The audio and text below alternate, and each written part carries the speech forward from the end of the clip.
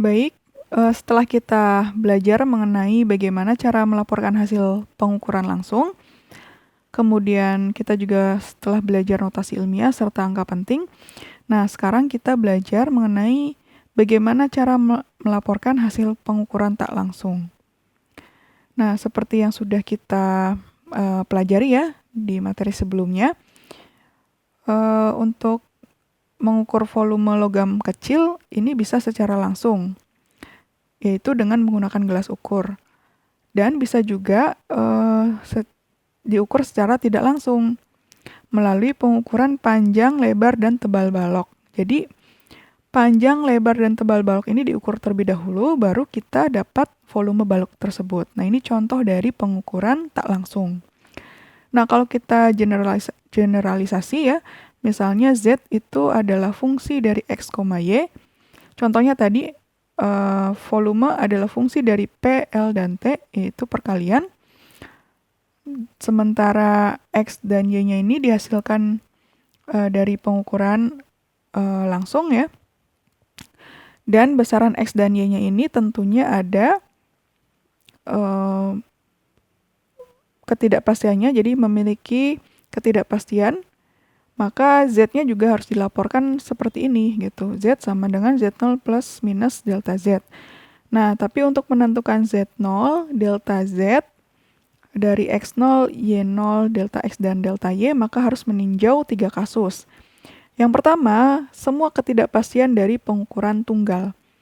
Jadi nilai X dan Y-nya ini dilakukan pengukuran secara tunggal gitu ya. Pengukurannya satu kali saja gitu. Nah, ini ada 3 fungsi. Kalau fungsinya penjumlahan, maka ketidakpastiannya memenuhi persamaan ini. Nah, ini adalah harga mutlak ya. Jadi harga mutlak dari delta X ditambah harga mutlak dari delta Y. Kemudian kalau fungsinya perkalian, ketidakpastiannya memenuhi persamaan ini. Dan untuk yang fungsi Z sama dengan A, X pangkat N, Y pangkat M, di mana A-nya ini adalah suatu koefisien atau konstanta, maka ketidakpastiannya memenuhi persamaan ini. Jadi variabel delta X per X-nya itu harus dikali dengan pangkatnya ya. Gitu. Nah, contohnya ini ada arus yang melalui sebuah resistor dengan hambatan listrik 100,0 plus minus 0,2 ohm adalah 2,00 plus minus 0,01 ampere. Dengan menggunakan persamaan daya P sama dengan I kuadrat R, tentukanlah ketidakpastian disipasi daya atau delta P-nya.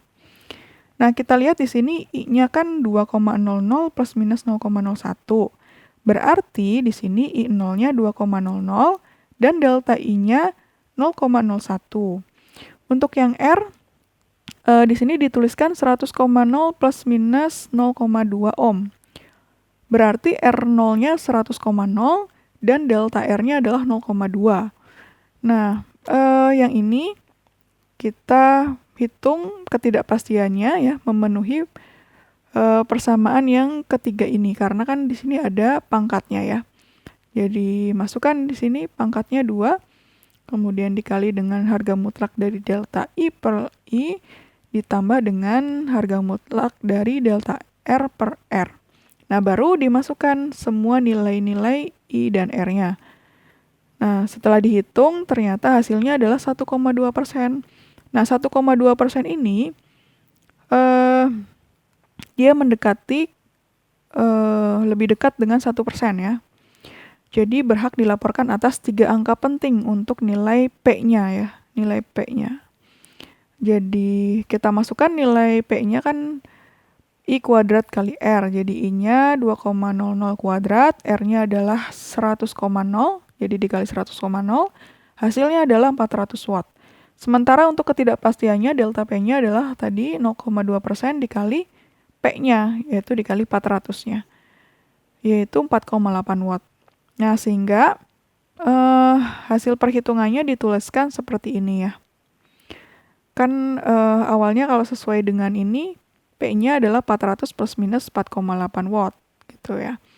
Nah, tapi karena untuk yang nilai P-nya ini bilangan bulat, maka ketidakpastiannya juga harus bilangan bulat. Sehingga 4,8 ini dibulatkan menjadi 5. gitu. Nah, 400 ini udah berjumlah 3 angka penting ya, yaitu 400 gitu. Kemudian di sini semua ketidakpastian dari pengukuran berulang. Jadi X dan Y-nya ini merupakan hasil dari pengukuran berulang gitu. Jadi contohnya kayak tadi kan volume itu didapat dari nilai P dikali L dikali T yang diukur secara langsung ya. Nah, P, L, dan T-nya itu diukur secara berulang gitu. Maka ketidakpastiannya memenuhi persamaan ini. Contohnya, seperti ini. Lengan-lengan sebuah jembatan Whetstone ditandai berurutan sekeliling jembatan dengan tanda-tanda B, A, X, dan R. Ketiga lengan diketahui mempunyai konstanta-konstanta berikut. Yang A nilainya 800 ohm. Di sini kebetulan sudah ada simpangan bakunya yaitu sebesar 1 ohm. Kemudian B-nya 9 ohm. Sementara simpangan bakunya 0,5 ohm. Lalu R-nya sama dengan 250 ohm. Dan simpangan bakunya 1 ohm. Nah, jika X itu hasil dari R kali A per B, tentukanlah nilai X dan delta X menurut percobaan ini. Nah, karena di sini kan sudah sudah ada nilainya ya, simpangan baku, kemudian nilai A-nya juga sudah ada. Jadi masing-masing nilai A, B, R-nya juga ada, maka kita tinggal masukkan aja ke persamaan ketidakpastian yang ini gitu pada kasus ini. Nah, untuk yang fungsi X sama dengan RA per B, ini B-nya bisa kita jadikan suatu perkalian ya, pengali gitu. Asalkan pangkatnya ini min 1, karena kan dia awalnya pembagian gitu. Kalau di sininya ada pangkat B kuadrat, maka ketika dia jadi perkalian, itu pangkatnya berubah jadi min 2 gitu. Jadi bukan 2 lagi. Nah, kemudian masukkan ya ke sini, sehingga didapatkan 0,7%.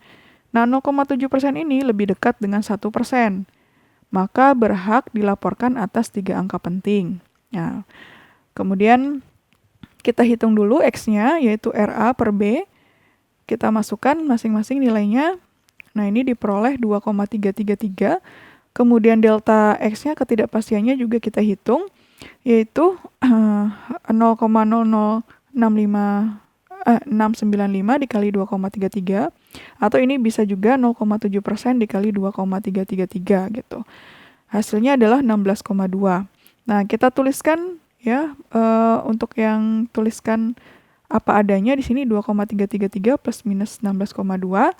Tetapi karena kita harus mengikuti aturan yang ini ya, ketidakpastian relatif tadi yang berhak atas 3 angka penting, maka yang 2,333 ini dituliskan dengan cara seperti ini, yaitu 2,330 dan di garis bawah untuk yang angka 3 keduanya gitu.